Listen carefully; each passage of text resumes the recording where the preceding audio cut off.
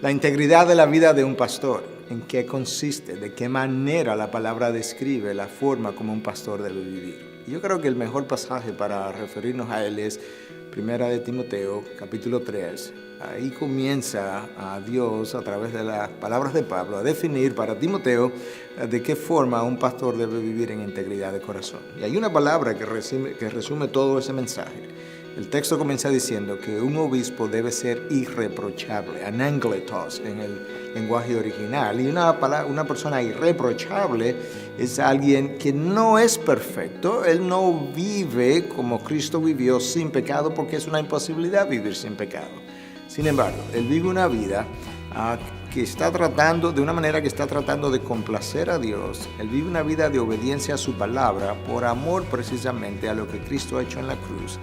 Y lo que Pablo hace para su discípulo más joven, Timoteo, es escribir en lo adelante entonces las áreas donde esa persona debe ser irreprochable. Y él comienza hablando de su familia, comenzando con su esposa, debe ser marido de una sola mujer. Él habla de sus hijos que deben vivir en sujeción a él. Él habla también de cómo ese obispo debe ser una persona que tiene una buena reputación, no solamente con los de adentro, con los de la iglesia, sino también con los de afuera. Él le habla también a Timoteo y le dice que ese obispo necesita ser hospitalario, él necesita ser una persona que recibe a otros con agrado en su casa y muestra con eso entonces la actitud de servicio del Señor Jesús, la actitud de dadora de nuestro Redentor al recibir a extraños. Y como extraños nos estamos refiriendo a personas que quizás él no conoce tan bien. Eso es parte del carácter del obispo. Él no debe ser una persona iracunda, no debe ser contencioso, no es alguien que se irrita fácilmente. Él tiene que desplegar en su carácter lo que es esta actitud de benevolencia, de paciencia que el Señor Jesús ha tenido para con nosotros, y no debe estar contendiendo por asuntos que van a traer un mal nombre, una mala reputación a nuestra fe. De esa misma manera, o por esa misma razón, la palabra insiste que el obispo no debe ser un neófito o un recién convertido, porque se puede enorgullecer de su llamado o de manejar las cosas sagradas de Dios, de tal forma que ahí vemos un llamado a la humildad. Y si hay algo que nosotros sabemos, que el Señor Jesús muy claramente nos dejó esta enseñanza: aprended de mí, que soy manso y humilde.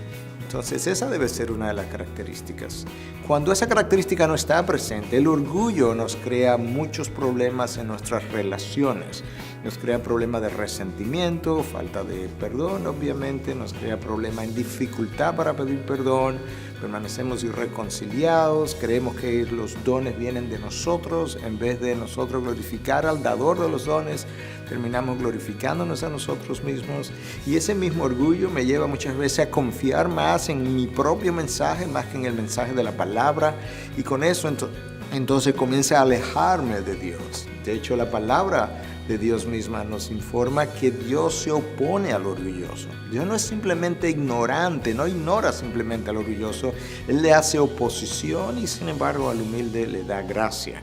De tal manera que todas estas características que hemos mencionado del obispo con relación a su casa, con relación a sus relaciones con los demás, con relación a su propio carácter, tienen que estar bañadas, esta característica, por un carácter humilde. Y yo creo que esas características son vitales en el llamado, por algo que Cristo enseña en Lucas 6:40, cuando Él dice de una forma muy clara que todo discípulo, cuando es entrenado bien, será exactamente como su maestro. Imaginémonos ahora a una figura pastoral de tanta influencia, alguien que está enseñando, que está reproduciéndose en otros. Si él tiene un carácter contrario a lo que la palabra describe, cuando ese discípulo sea entrenado bien, él será exactamente como su maestro.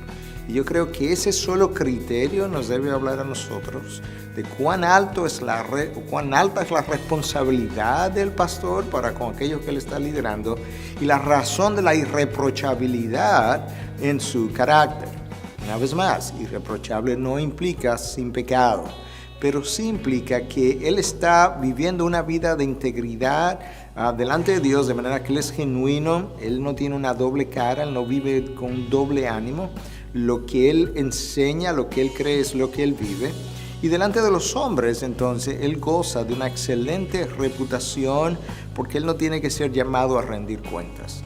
Ahora, si Dios hiciera la inspección, siempre hay pecado en nosotros y algunos de ellos muy significativos. Pero mi llamado delante de los hombres, en la medida en que yo lo vivo delante de los hombres, debe gozar de una buena imagen, no desde el punto de vista de impresionar a los demás, pero sí desde el punto de vista de que mi vida adorna la doctrina. Y eso es exactamente lo que Pablo le dice a Timoteo en una de sus cartas, que nosotros debiéramos vivir vidas que sean el cosmeo, el cosmético, el adorno de la doctrina, de tal forma que la doctrina pueda lucir más atractiva para aquellos que la están escuchando.